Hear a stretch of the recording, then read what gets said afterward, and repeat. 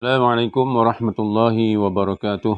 Alhamdulillah wassalatu wassalamu ala Rasulillah wa ala alihi wa ashabihi wattabi'ina tabi'ina lahum bi ihsanin ila yaumiddin amma ba'd.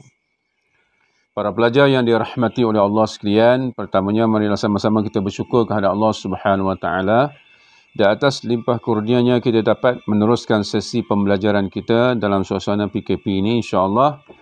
Saya meminta para pelajar untuk membuka buku Fiqh Syahadah tahun 3. Fiqh Syahadah tahun 3. Baik, pada muka surat pada muka surat 27. Pada muka surat 27. Baik, di atas tajuk beriman kepada qada dan qadar. Beriman kepada qada dan qadar. Beriman kepada qada dan qadar ini merupakan rukun iman yang ke-6. Para pelajar wajib ingat tu rukun-rukun iman. Rukun-rukun iman. Sebelum ini kita belajar tentang beriman kepada hari akhirat. Baik.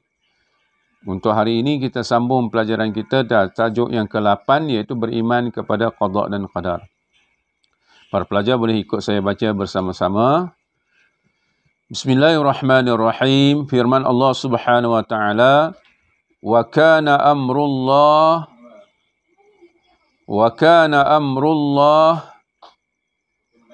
qadaran maqdura. Lagi sekali, wa kana amrullahi qadaran maqdura.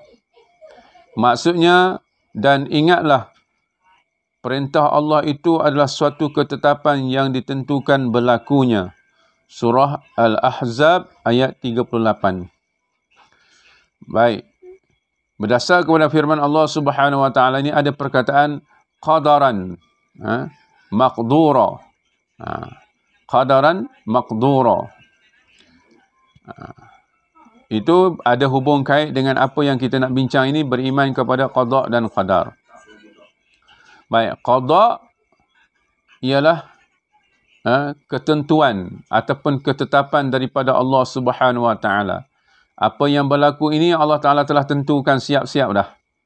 Bukan Allah Taala baru nak rancang nak berlaku, selepas ni apa nak berlaku, dak. Telah ditetapkan oleh Allah Subhanahu wa taala, itu dipanggil qada. Telah ditentukan oleh Allah Subhanahu wa taala sejak azali lagi. Bermulanya penciptaan alam ni lagilah Allah Taala telah cipta siap dah. Telah tetapkan sesuatu yang akan berlaku, itu qada. Qadar ialah perlaksanaan di atas ketetapan Allah Subhanahu wa taala tersebut. Apa yang berlaku itu adalah qadar daripada Allah. Qada dan qadar daripada Allah. Allah Taala telah tentukan dan Allah Taala telah laksanakan apa yang telah ditentukan. Itu maksud qada dan qadar. Baik, berdasarkan pada gambar yang ada dalam buku teks kamu ini, buku Fiqh Syahadah ini, kamu lihat sikit yang disebut oleh ustaz ni. Beriman dengan qada dan qadar bermaksud mempercayai semua yang berlaku adalah berdasarkan ketetapan Allah sejak azali lagi. Maksudnya sejak Allah Ta'ala mencipta alam ini lagi, telah Allah Ta'ala tentukan perjalanan ataupun jadual apa yang akan berlaku selepas ini, semuanya telah ditentukan oleh Allah Subhanahu wa taala. Semuanya dalam ilmu Allah, dalam pengetahuan Allah. Cuma kita tak mengetahuinya apa yang akan berlaku. Sebab itu kita ada konsep untuk berusaha dan berikhtiar. Sebab itu salah konsep kita beriman dengan qada dan qadar bila kita kata kita tak perlu berusaha lah. Kita serah pada Allah Ta'ala semata-mata kerana Allah Ta'ala yang menentukan segala-galanya. Kerana Allah Ta'ala yang menentukan segala-galanya, kita tak perlu berusaha. Itu salah. Memanglah semuanya Allah Ta'ala yang tentukan, tetapi kita tidak tahu apa yang Allah Ta'ala tentukan kepada kita. Sebab itu Allah Ta'ala memberi ruang kepada kita untuk berusaha. Dia panggil ada usaha dan ikhtiar. Ada usaha dan ikhtiar kita, maknanya kita kena berbuat sesuatu untuk mendapatkan sesuatu. Allah Ta'ala kata, wa in kulli syai'in sababa. Allah Ta'ala jadikan suatu sebab itu, sebab musabab untuk mendapatkan sesuatu. Sebab itu kita ada konsep bila mana beriman kepada qada dan qadar ini, kita ada usaha dan ikhtiar. Yang Allah Ta'ala perintahkan kita, itu dipanggil amal.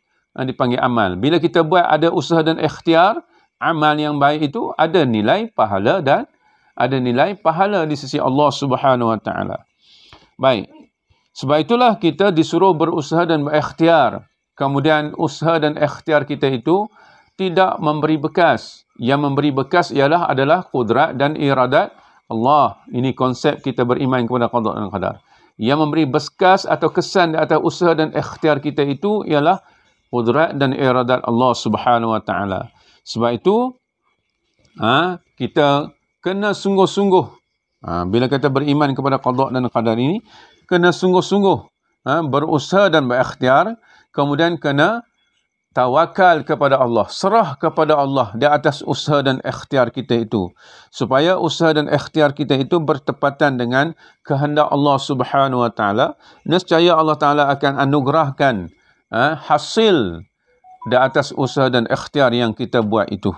Itulah konsep yang perlu ada pada diri kita bila mana kita kata kita beriman kepada qada dan qadar Allah Subhanahu wa taala.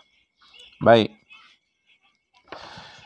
Kenapa kita perlu beriman kepada qada dan qadar Allah Subhanahu wa taala ini? Kerana terlalu banyak hikmah yang Allah Taala sediakan. Maknanya hikmah ni mana kebaikan-kebaikan kesan daripada bila mana seseorang itu beriman kepada qada dan qadar.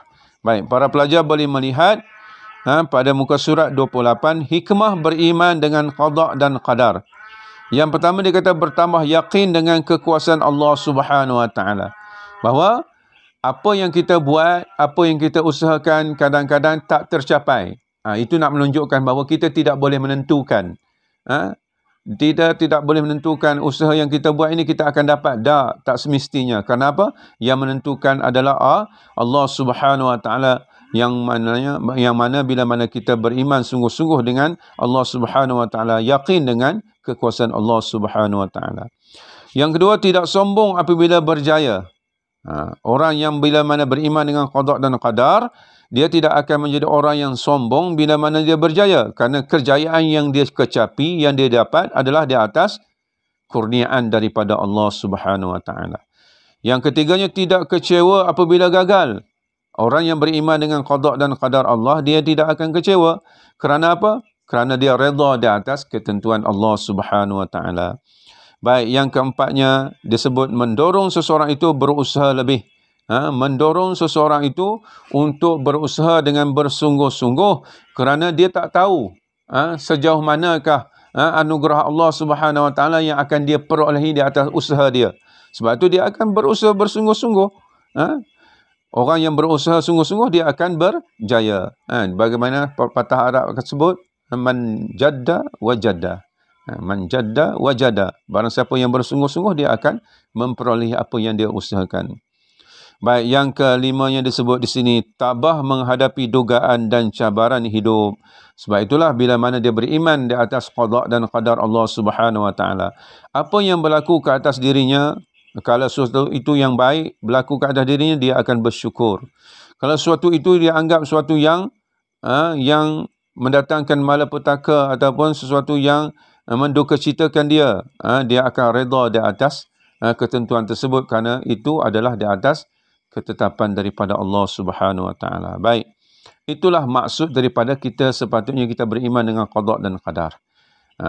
Baik, selepas ini saya meminta para pelajar untuk melaksanakan aktiviti 1 dan 2 pada muka surat 29 dan 30. Berdasarkan kepada apa yang kita bincangkan tadi tentang beriman kepada qada dan qadar. Sekadar itu untuk pelajaran kita pada hari ini. Semoga ada manfaatnya. Wabillahi taufiq wal hidayah. Wassalamualaikum warahmatullahi wabarakatuh.